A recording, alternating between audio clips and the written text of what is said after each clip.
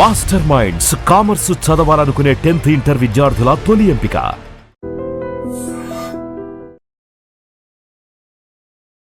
Sir sad thing ఏంటంటే silk Smitha గారు వెళ్ళిపోయారు. సౌందర్య గారు వెళ్ళిపోయారు. అవును. పాపం. మీకు తలుచుకుంటే బాధైతుంది కదా సార్ చాలా? చాలా. సిల్క్ స్మిత గారు ఎలా ఉండేవారు సార్? చాలా చాలా క్లోజ్‌గా మంచి ఉండేవారు. వ్యక్తి అని అనేవారు. చాలా, చాలా, చాలా.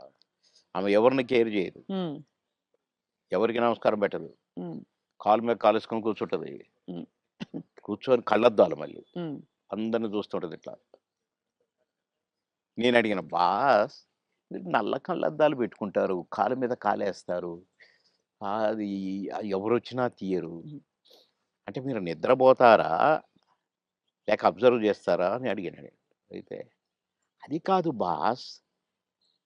ఫూల్స్ నన్ను చూస్తారు. ఇలా ఇలా చూస్తారు నన్ను. అందుకని నన్ను ఎవడు చూస్తున్నాడా అని గమనిస్తూ ఉంటా నేను కళ్ళద్దాలు పెట్టుకొని" అని చెప్పింది నాకు. మరి హీరోలొచ్చినా కూడా తీయవు గదా! అంటే ఎందుకు తీయాలా? హీరోలొస్తే? యాటిట్యూడ్ మంచి స్ట్రాంగ్. నాతో మాత్రం నన్ను చూడంగానే కాళ్ళు తీసేది. నన్ను చూడంగానే లేచి నిలబడేది. నేనెక్కడ కూర్చుంటే అక్కడికొచ్చి కూర్చునేది. హ్మ్. భలే లైక్ చేసేదండి నన్ను. హ్మ్. గ్రేట్. హ్మ్. Great artist. ఎందుకో సార్ గ్రేట్ మంచి మనుషులు తొందరగా వెళ్ళిపోతారనిపిస్తుంది వాళ్ళందరూ. అంతే. కదా? మంచోళ్ళు తొందరగా అయిపోతారు. కరెక్ట్. హ్మ్. మేము దుబాయ్ పోయినాం ఒక ఫంక్షన్‌కి. హ్మ్. నన్ను బాస్ అని పిలిచేది. హ్మ్. బాస్ మనం షాపింగ్‌కెళ్తున్నాం. నేనెందుకు బాస్ నువ్వు లిప్‌స్టిక్‌లయి కొనుక్కుంటావు. నేనేం కొనుక్కోను కదా! నాకొద్దు. నేను రానన్నా. అంటే లేదు నాతో నువ్వు రావాలి. నేను పర్మిషన్ తీసుకున్నా. అంటే పోయినాం. పోతే ఏమేమో కొనుక్కుంది. హ్మ్. ఓహ్! బ్లాక్ కళ్ళద్దాలు పెట్టుకొనొచ్చింది బయటికి. నేను అక్కడ అటు ఇటు కూర్చొని అది ఇది ఏదో బాస్ ఎలా ఉంది? అంది. సూపర్ అన్నా. సూపరా? నిజంగా సూపరా? అయితే కొనేస్తున్నా. కొనేసేయి అన్నా. పోయింది. ఆ! కొనేసా అనుకుంటూ వచ్చింది. ఇది మీరు పెట్టుకోండి బాస్ ఒకసారి అన్నది. పెట్టింది నాకు. ఓహ్! సూపర్ అన్నది ఇట్లా పెట్టి. అదేంటి బాస్ నాకు సూపర్ కాదు మీకు సూపర్ నాగా అన్నా. హ్మ్. చాలా బాగుంది. నేను అందుకే కొన్నాను నీకోసం అన్నదండి. ఆ కళ్ళద్దాలు చనిపోయేదాకా దాచిపెట్టుకున్నాను. మంచిది. చాలా మంచిది. ఆ! అబ్బో! గ్రేట్. కానీ చాలా కష్టాలు, వివాదాలు, ఇక ఇవి పరిస్థితులు. వచ్చినాయిలెండి. అయి కొంచెం కరెక్ట్‌గా ఉన్నోళ్ళకి వివాదాలుంటాయి. హ్మ్. ఏ ఎండకు ఆ గొడుగు పట్టేటోళ్ళకుండవు. అదే. వివాదాలు రావు. హ్మ్. ఎక్కడికక్కడే సమస్య పోతాయి అవును. అని నా ఉద్దేశం. కష్టమే సార్ మీరన్నది. చాలా అది కానీ మొత్తానికే సార్ మీరు వచ్చి సక్సెస్ సాధించాక 10 సినిమాలు అనంగానే రెమ్యూనరేషన్ అమాంతం పెంచేసారా?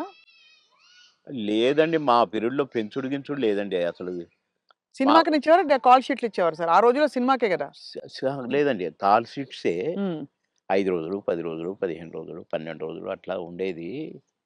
ఇక కొన్ని మధ్యలో చిలక్కొట్టుడు క్యారెక్టర్‌లు కొన్ని ఉండేది. 1 డే, 2 డేసు అయ్యి డే పర్ డే ఇంతని మొదలైనయి. హ్మ్. మేము ఏనాడు నేను గాని, నా తోటి వాళ్ళు గాని ఇంత తీసుకుంటా, ఇంతిస్తేనే వస్తా అని మేమెప్పుడు అనలేదండి. హ్మ్. నా రేట్ ఇంత అని నేనెప్పుడు అనలేదండి. ఇప్పుడు హుహు. 'మాయలోడు' అంత పెద్ద హిట్ అయిన సాంగ్ అవును. ఆ మరుసటి సినిమాలోనే వితిన్ ఓ బో చిరంజీవి గారు గూడా నన్ను పిలిచి "సినిమా సూపర్ హిట్ అట. నీ పాటతో హిట్ అట బాబు" అని తెలుసా అంటే, నాకు తెలీదన్నా" అన్నా. నేను ఆయన షూటింగ్‌లో ఉన్నారు హ్మ్. రిలీజ్ అయ్యాక. నేనసలు పెద్దగా నేనేదో అయిపోయానని నాకు ఫీలింగే లేదు. సత్యనారాయణ గారి పక్కన ఏదో పాట కామెడీ అప్పటికప్పుడే సాంగ్ క్రియేట్ అయిపోయింది నాకు. హ్మ్. పెడితే నేను మామూలుగానే పోయినా, చేసినా, వచ్చినా. అంతే తప్ప నేను పాటలకు నేనిప్పుడు సెపరేట్ ఇంత తీసుకున్నా నేను పెట్టమన్నారు నన్ను కొంతమందైతే. హ్మ్. నేను సినిమాకి ఏం తీసుకోండి మీరేమిస్తే అదే అనేదండి. ఆ ఆ ఆ రోజుల్లో ఆ వాల్యూస్ ఉండేవి గదా! వాల్యూస్ మన ఉండేవి. ప్రొడ్యూసర్స్‌గా గూడా ఆ గౌరవం ఇచ్చేవాళ్ళు.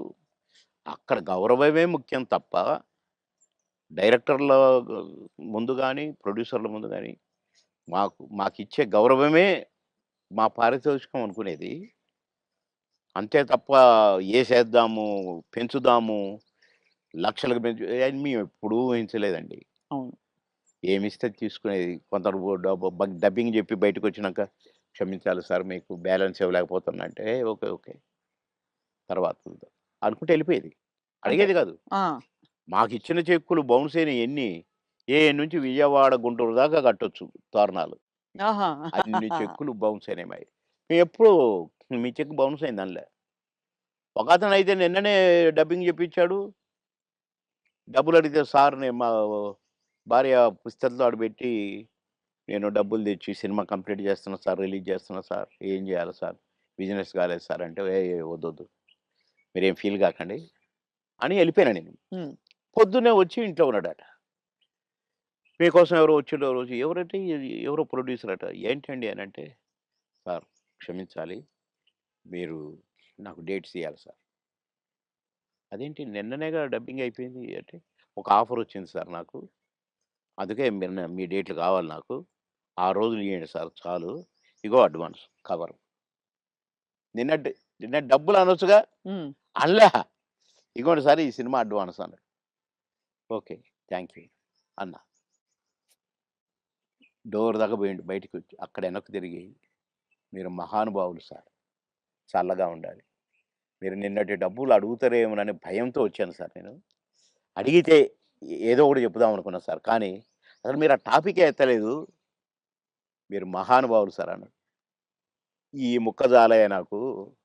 డబ్బులు గాదు. నువ్వు మళ్ళా సినిమా తీస్తానని వచ్చావు చూసావు. హ్మ్. నువ్వు ఒక మనిషి ఒక సినిమా తీస్తే రోజుకు 200, 300 మంది బతుకుతారండి. అవును. అంతే గదా!